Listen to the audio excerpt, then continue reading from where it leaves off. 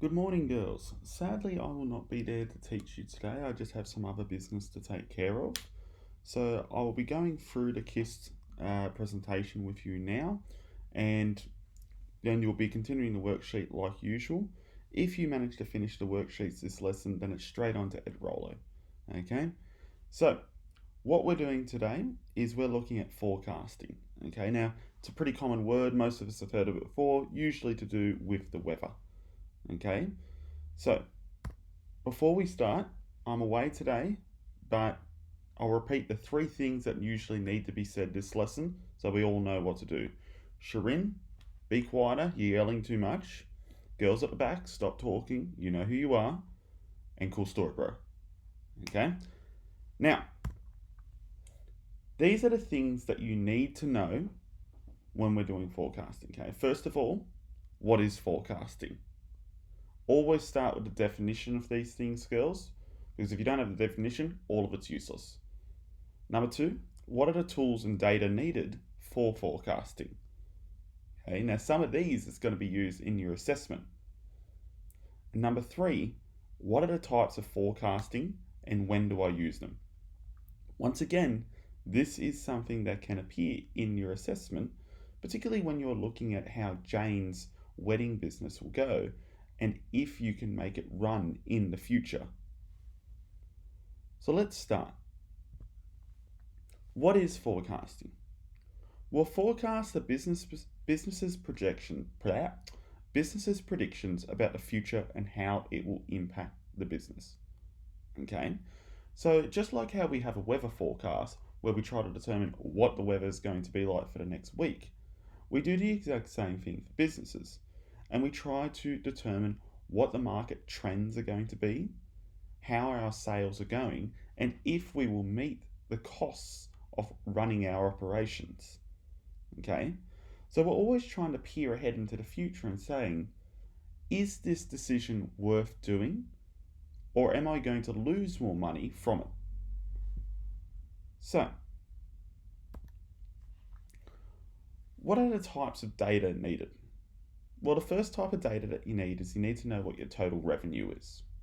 Okay, now, total revenue, if you've forgotten, is the sum of all monies received by the business and represents basically how much money you made. Okay, now keep in mind, total revenue is not profit. Okay, total revenue is simply how much money you made, but that could be less than the costs that you determined. So, how do we work out total revenue? Well, total revenue, or TR, is the price per unit, so what you're sold, how much does each one of it individually cost, times the number of units sold, Q. Okay, so if we've got tins of Milo and they're $4 each, and you sold 20 of them, 4 times 20. Okay, just simple as that. The next type of data that we need is total cost. Now, total cost includes all the costs incurred in the operation of the business, such as inventory, wages, utilities, etc. Okay, so this is total cost, TC, equals fixed cost, FC, plus variable cost, VC. Okay, now it's very important to remember the difference between fixed costs and variable costs. Okay, so an example of a fixed cost is things that will always remain consistently the same. This is like the rent that you would pay on the business location of your place every month. Okay, so that could be $500 every month. That's not changing anytime soon, it's fixed. Variable costs are things that can change determining on the operation that you're running. Okay, so let's say that you're running a bakery. Well, you might not be using the same amount of flour every single day. Your flour will go up determining on the amount of things that you bake. So this is a variable cost. Okay, now we can work out averages of variable costs, but it's hard to work it out precisely. Now, when we're calculating profit, like I said, this is different from total revenue. We are simply combining the TR and minusing the TC. Okay, it's not that hard. So profit is total revenue minus total cost. Now, the thing that we're all working towards this is the break-even analysis. Now, the break-even analysis can commonly be shown in the HSC.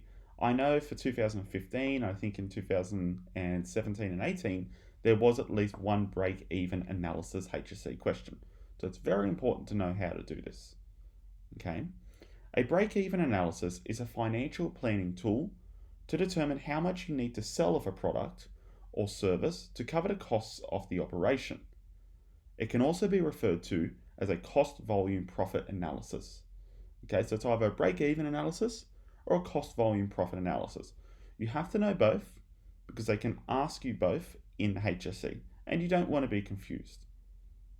So this is a tool for showing if the product/service is worth your investment.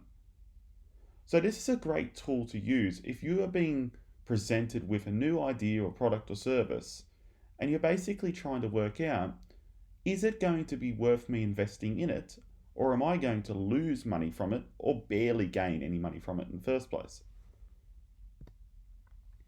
So how do we get to the break-even formula? Okay, well, the break-even point equals the total fixed costs over the unit price minus the variable costs per unit. Okay, now when you get to the HSC, it's very rare that they'll just give you like none of these things. There will usually be a table attached that will help determine what each one of these are. Okay, your job is to work out what the break-even point is. Now keep in mind, the break-even point is not the point where you've made profit. It is simply the point where you've covered your expenses and costs. So if you're only sitting on a break-even point, you have to think, is this product or service really worth your time when you're not really making any money, you're only just covering your costs? Obviously, if you're underneath the break-even point, then you are losing money. So let's have a look at this example, Gifts for Her. Okay, Gifts for Her wishes to sell vanilla scented candles at $5 each. Management has completed a break-even analysis on the following information. We know that the variable cost is $2.50 per unit. So each candle is $5. However, there is basically an operations charge of variable cost for $2.50. That could be getting the candles to the shop, making them, whatever. Its fixed costs are $500. That could be rent or fixed utility bills. So we can see here underneath in the table that we have a whole bunch of things, such as the sales volume units. Okay, now we can see here, even if we sold 200 in the sales volume units, the total fixed costs remains at $500 because it's fixed. However, if we look at the variable costs, we can see that if we sold 200, the variable costs have doubled to 500 because we've made more candles. The total cost is joining those two things together. We can see here that they've worked out the total revenue for each sale volume unit, and then they've also worked out the profits. Now we can already see what the break-even point is a bit obviously. Okay, just in the table alone we can see, yes, it's obviously zero. But let's have a look and see if we did it actually in a formula. So the break-even point of volume equals the total fixed costs over the unit price minus the variable cost per unit. So we know that the total fixed cost is, of course, 500. The unit price is, of course, $5 because we know that the candles cost $5 each. And the variable cost per unit we know is $2.50. So if we go 500 over 5 minus 250, we would see that we would get 200, which means that we would have to sell 200 of these candles to get to the break-even point. Now keep in mind, sometimes they might just give you a table like this, and they won't give you this, which means that you're going to have to do a bit of mathematics. That means looking at the variable costs here and dividing it between the sale volume of units. This will get you that, okay, which is how you could work out the variable costs of that candle per unit if you were only given that. So, this should be simple enough. The extension question for today is, why is forecasting a necessary skill for the growth of a business? So you've gone through the KISS now. You've got to read through the worksheets. Now the worksheet will also give you another form of forecasting, which is a cash flow projection. You must know that one as well. Okay? If you read through the worksheet, you complete the extension question.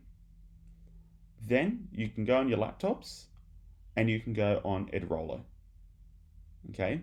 Now keep in mind, you definitely need to know how to do the break-even analysis, because that is going to be our do now for next lesson. So make sure you understand it, otherwise you're going to look a bit silly. Girls, I will see you probably on Monday. Until then, have a great weekend.